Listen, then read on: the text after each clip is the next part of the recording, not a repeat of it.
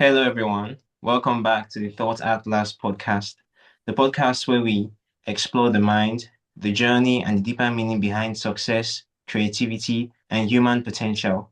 On today's episode, I am joined by Paul Pape, a creative entrepreneur who transformed his life from the classic starving, struggling artist into building a thriving creative career.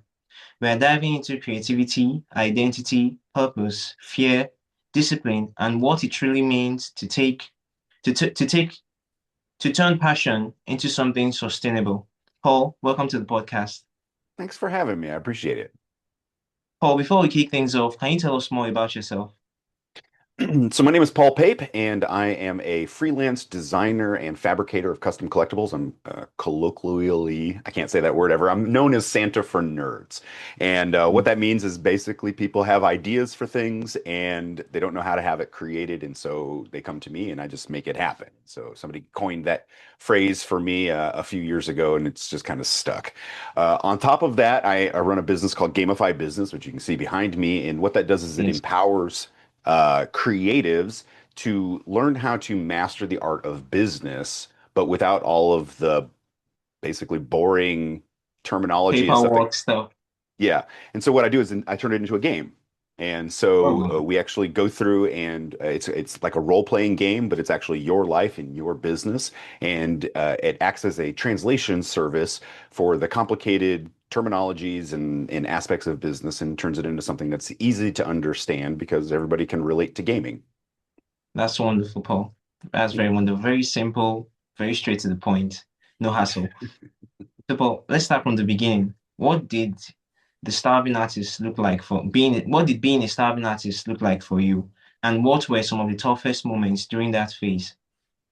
Oh, so when I first started off as an entrepreneur, as a freelance artist, and in my career, it's over 20 years ago, but there were definitely days when, my wife and I, we weren't sure if, we'd have food on the table, if we'd be able to afford the place that we live. And there was an urgency to try to make ends meet as far as the money aspect went. And there were many a nights where we had the conversation of, should I go get a quote unquote real job instead of trying to pursue this art? And my wife is also a costume designer, so we're both from the art world, and so we understand that, it's a tough road to try to work through. And so what we decided then was to really just kind of double down, to really try to make the art side work, but by utilizing the training that I've gotten from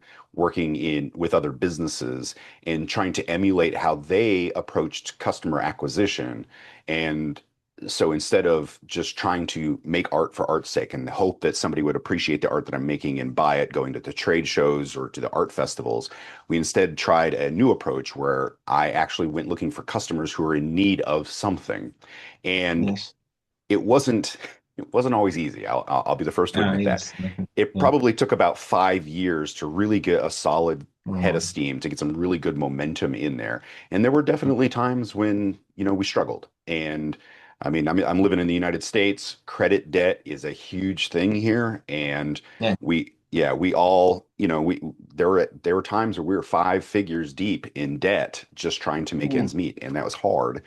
Fortunately, we've been able to, over the years, climb back out of that. And, we have 3 kids and they all grew up in an art Wow. world, and it's really, really nice.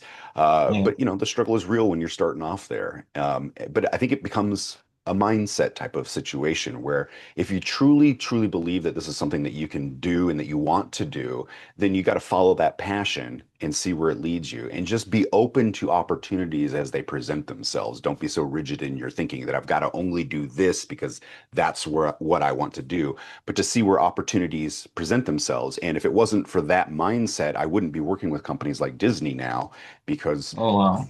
yeah, right. It's because the things that they approached me with are definitely not the things that I was trained to do, but that Yes. ability to bend and kind of go with the flow really has helped me to secure those jobs. That's wonderful, Paul. And also the fact that your wife was there each step of the way to support you. That's very wonderful. So, It Paul, is. how did you know, when you were struggling, right? how did it affect your identity and self-worth? Oh man, I'll be the first to admit it took me almost 15 years to use the term artist to describe what it is that I do. I Oh used wow. every other term that I could to avoid saying artist because especially here where I live, if you're an artist, it's not regarded as a really good job. When I would say I'm an artist, people would go, "Oh, I'm sorry." And I'm like, "No, no, no, I do really good Oh, things. It's fun." Yeah, it's that's horrible. horrible. It is Yeah, horrible. And yeah. so so I would call myself a designer, a maker, a fabric. I could use all these other terminologies. And it actually was a colleague I went to school with after about 15 years of doing this full time, where she just told me, "You're an artist. Claim that you're an artist and like because it helps build up other artists to see that you're a professional in that regard." And Yes, so as far as like the stigma of being an artist, it was a heavy burden. And I erroneously and like foolishly thought that if I could hide that aspect of it, that I could, kind of lie my way through the career world. But the reality is I should have owned it from the very beginning and been proud of what I do. And then I think I would have prospered faster had I owned that strategy. yes. That's wonderful. The fact that oh my God, they actually apologize when you tell them what you do. It's honestly, no, no, that's a lot.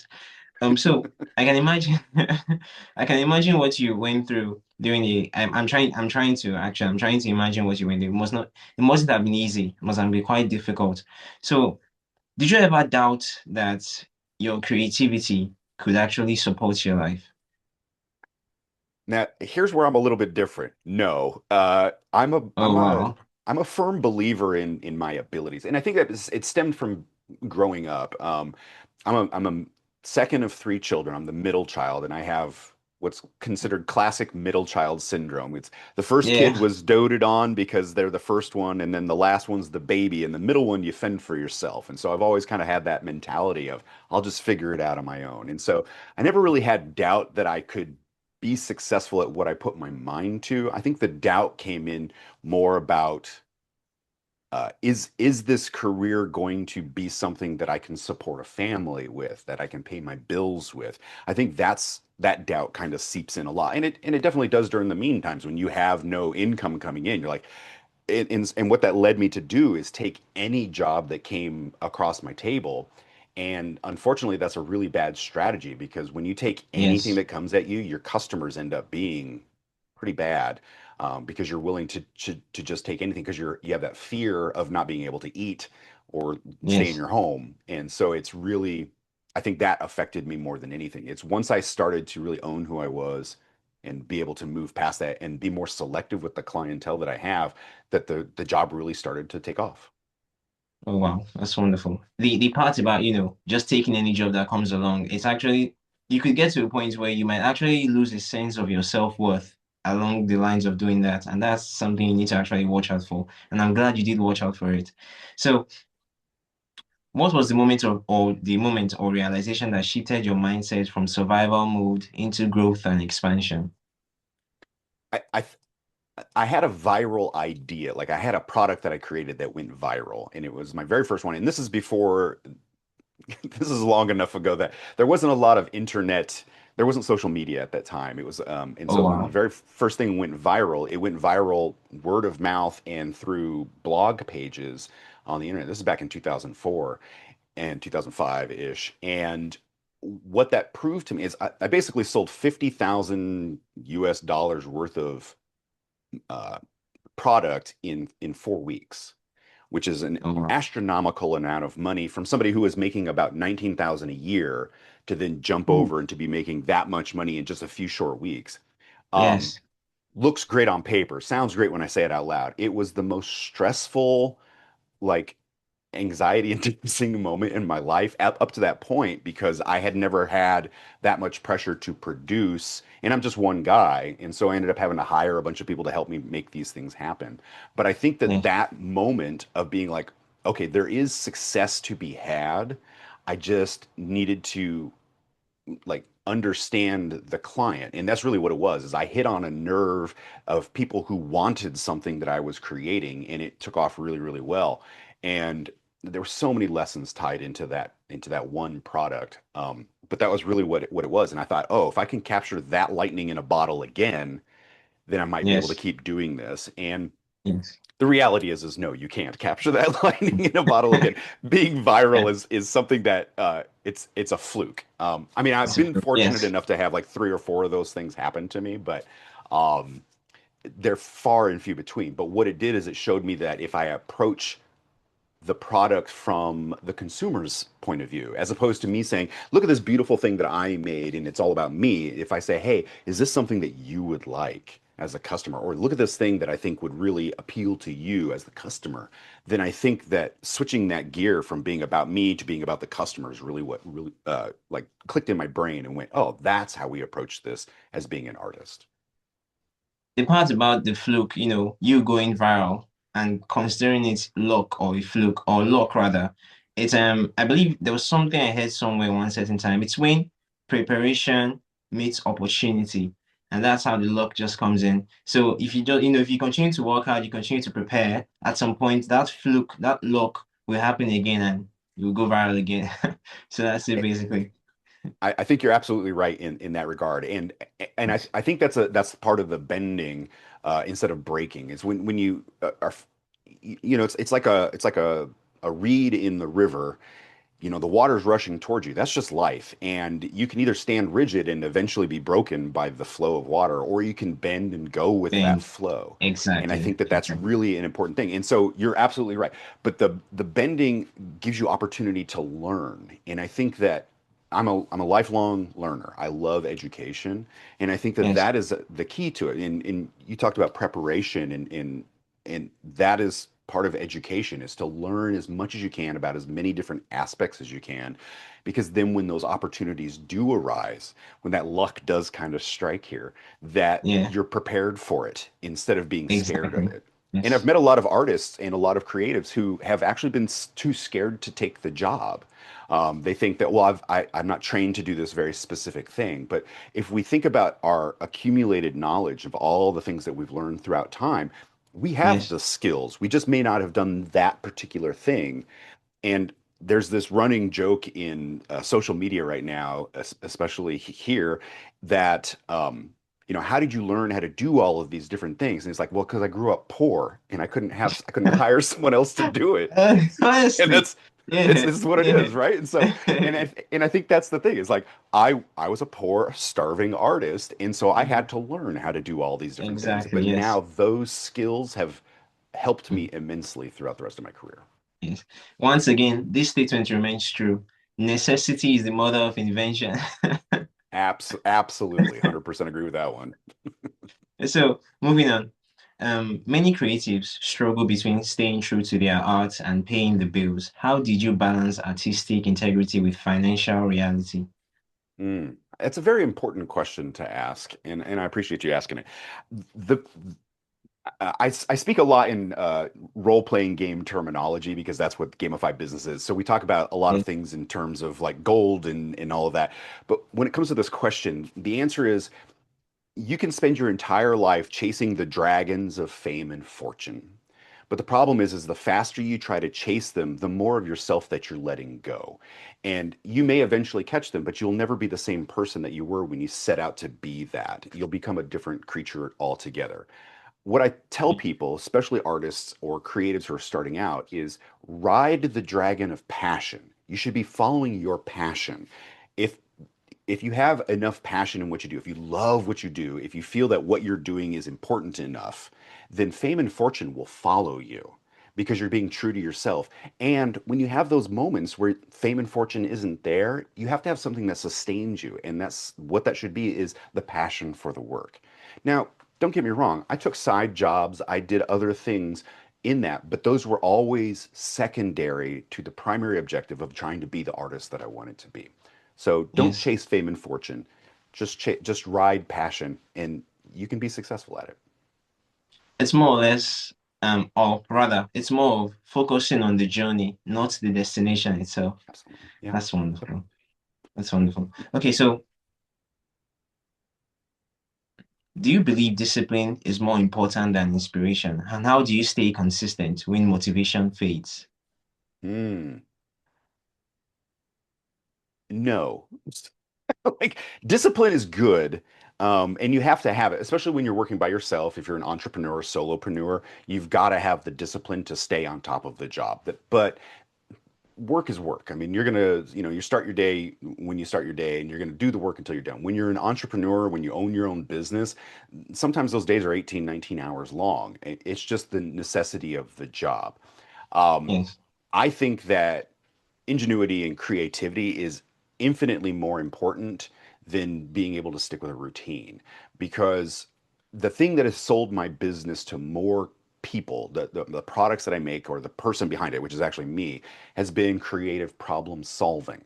It's not about how many objects can I create in a day, how many emails can I send out. It's more when people come to me with a problem that no one else can solve, I have the capacity, the ingenuity, and the creativity to come up with a solution quickly, and one that is going to work within the parameters that they give me. So you've got to stay, you have, parameters in your work are necessary, but they should be secondary to the creativity that you put behind it and the ingenuity that you put behind it. That's wonderful. Thank you so much for that submission. That's actually very nice. So, beyond success, what does fulfillment mean to you now? Mm. So success is a slippery eel, is what success is. I don't like, like what is success? Is success millions of dollars and millions of adoring fans who clamor to wait for the next thing that you provide, or is success having a stable family life where you don't have to worry about the bills and feeding your family? Um, to me, success is to be able to get up every day to do the job that I love to do and know that it will return enough that I'm comfortable in my life and that I can keep doing the things that I want to do days and days after. So for me, that's the metric of success. And I'm sorry, I missed the second part of the question there, but so what was the second part of that question there? Okay, so the second part is and how, sorry. Um, okay, that's the question basically. Oh, That, okay. that's the question. That's the question. So the next question I want to ask you is, how did your relationship with money change as your creative career grew? Mm. Ask any artist if they would rather have money or the barter system, and they're all going to tell you barter system because they have skills, but they don't understand how to sell it. Money Yes, is one of those weird things that no matter how much you have, you never have enough. It doesn't matter, they say more money, more problems, right? And it's the yes, truth. It's never going to be enough. And so my relationship with money has been, I just need enough to be comfortable, that I'm not in a state of panic. Humans thrive when we're safe. If we have food, shelter, and clothing, the basic necessities, then we have the ability to sit back and be creative. When we are yes, needing those things, we're in a state of desperation. We're in a state of survival. It's less about creativity there. And unfortunately, in my country right now, that's where a lot of people are. The majority of the people are in this state of survival. And so we're not thriving as a human species. So, and that's because inflation has gone up. The cost of everything has gone up. And so the job that was stable, that allowed us to be comfortable, to be able to be creative, to do new things, to have hobbies on the side, has gone yes, away. And now we're in this state of desperation where we're like, well, how am I going to afford my healthcare? How am I going to afford to feed my family? How am I going to, yes, afford these payments? Now I've got credit card debt again, all these things. And so my relationship with money is just, work hard enough that you can be comfortable and understand that it is a fickle thing that is going to change on a dime. Be content with who you are and what you're doing, and understand yes, that you will change and you'll work harder. But also know that your worth goes up the longer you do something. I've run into so many creatives who don't value themselves enough. There's a great quote from this brilliant man named Neil deGrasse Tyson. He's a scientist. He's really, yes. really I know. smart man. You know Neil? Okay, excellent. So he said this thing. He goes, I'm a very, very smart man, and I can teach anybody here about science and astrophysics and all of that. But what I pale in front of is an artist, because an artist can create something that no human in the past and no human in the future will ever recreate because it's their Yes. journey, it's who they are, is has the ability to tap into something that is beyond anything that we can learn and create something that can emote other humans, that can bring out the humanity in us. And I think that Yes. that's a really important thing to embrace and to understand. And so nurture that and know that you're going to, and understand that that's where your worth comes from. I write in these books, and I have this new one that I just wrote here, which basically Yes. starts off with saying you're a wizard who creates magical items. So stop trying to sell everything for $1, for less than what you have. You should be selling your Mm. stuff because it's so incredibly rare because no one else can make the things that you make. Exactly. Exactly. Yes. This what you said just remind me of a chat I had with ChatGPT one time. I asked it this question. I asked ChatGPT, I said, "Why are you better than me? Or why are you more intelligent than me, rather?" ChatGPT said, "Well, I am not necessarily more intelligent than you. I just process information faster. But in actual sense, you are the one who's better than me and more intelligent than me because you are capable of original thought." I was like, "Oh wow, that's actually true." So essentially, you are just copying everything that already exists and just trying to see what you can create out of that. But I can create an idea out of nothing, essentially. So to add to that, that's almost the same power, the same ability an artist has. So I'm not even an artist and I can do that. Then imagine an artist what they're capable of. So that's essentially very crazy. Okay, what is one major failure that's completely reshaped your path? One major failure. Believing in that people are like me. I'm an altruistic guy. I mean, I'm literally Santa Claus. I'm like, if you know who Santa is, I'm that guy. Yeah, yeah, definitely. I want to make people happy. I want to bring joy into this world. And unfortunately, that has blinded me to a lot of people who will take advantage of people like that. And I think that's been one of the biggest. And the problem is I keep doing it. It's like I'm 50 years old and I've been doing this Yeah, for 20 years. I've been in the arts for over 30 years. And yes, what I've recognized is that I want people to be genuinely good. And unfortunately, the vast majority aren't. And, they're, yes. and they'll That's take that's just the advantage of reality people. of everything. It is, unfortunately. And so, Yeah, uh, my my brother, he's like, you're this eternal optimist, and it's going to eventually drown you. And I'm like, yeah, but I'd rather be optimistic and have hope yeah, that people can be better than to be pessimistic and think that the world is a bitter, cold, and mean place. And so I'd rather yes. be Santa than Satan. So I guess we're going Like, to oh, wow. go. That's actually very wonderful. So, I have a set of rapid fire questions I want to ask you. But before Okay. then, I have one other question I'll ask you before that. So, if a young creative is listening right now, feeling lost, feeling discouraged, what would you tell them? Believe in yourself. You are unique. You, first off, your journey to even become a human is astronomically impossible. And so here Yes. you are. You're here. And now you want to be creative and you want to leave creativity behind. Like leave it for other humans to better us all. Believe in yourself that you can do that. But also know that the creativity that you put out there is not for everyone. And it's not supposed Yes. to be. Creativity needs to speak to us on an individual level. So don't worry about trying to appeal to millions of people on social media because that's not going to help you. It's going to muddy the waters. Appeal to the people who will benefit from it the most. And honestly, it's a few hundred to a few thousand people in a world of 8.3 billion people. Like, Yeah. So just, mhm. yeah, believe in yourself. Okay, so these are the rapid fire questions. You can either answer with a phrase or a sentence. So, the first one is passion or discipline. Passion. Always, I, always I, passion. I said it. I said he's going to pick passion, definitely. Okay. The next one is stability or freedom. Freedom. Definitely. Freedom. Freedom. Process or result. Process.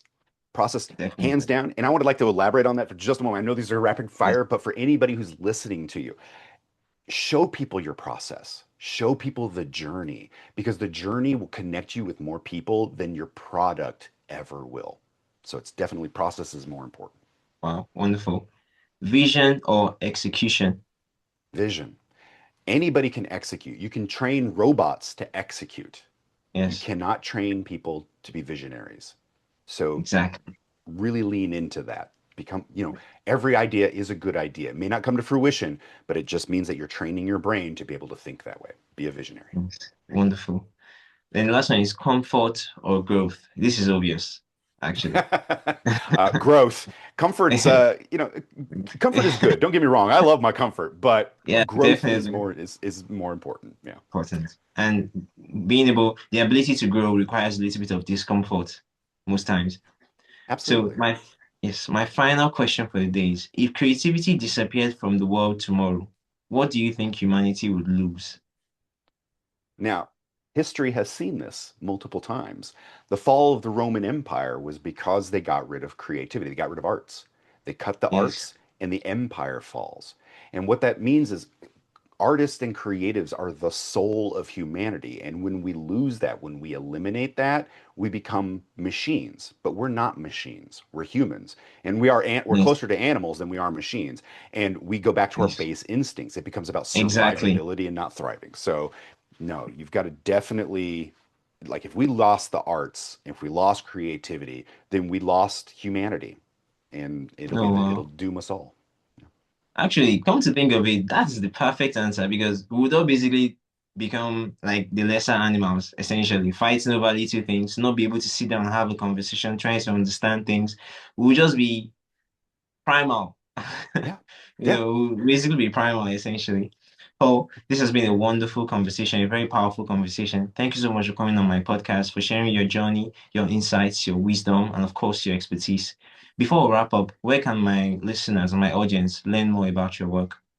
If you would like to learn more about Gamify Business, which allows you to be creative and be the adventurer that you want to be in your life, you can go to gamifybusiness.com. It's GAMIFY business.com. And if you go there and you do /podcast, you can actually download the first two chapters of my book, which kind of gives you an idea of how this whole thing works. And let me tell you, it's a lot more fun than getting an MBA or doing business classes.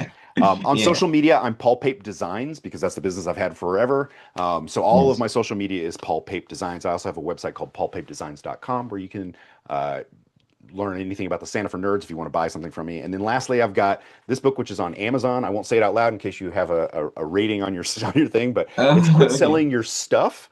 And it's how creatives, especially, product selling first is going to ruin your business. You need to be selling who you are, the creative behind Yes. the work. And so this is available on Amazon right now. So just look that up. Okay. Look up either my name, Paul Pape, or the title, Yeah. Quit Selling Your Stuff. So Mm. there you go. Thanks so much, Paul. And to everyone listening, if you enjoyed this episode, don't forget to subscribe and leave a review. Thank you so much for coming on the podcast, Paul. Please, listeners, do check out Paul's business. He's inspiring. He has a lot of experience and he's great at what he does. Thanks so much for coming on the podcast, Paul. It's been a Thank pleasure you to have so you. much. Absolutely. It's been an absolute treat to talk to you. Thank you so much. Please take care of yourself and have a good one. And definitely, that fluke is coming again. Just keep preparing yourself for it. Excellent. Thank you Thank you so so much. much. Bye. Bye.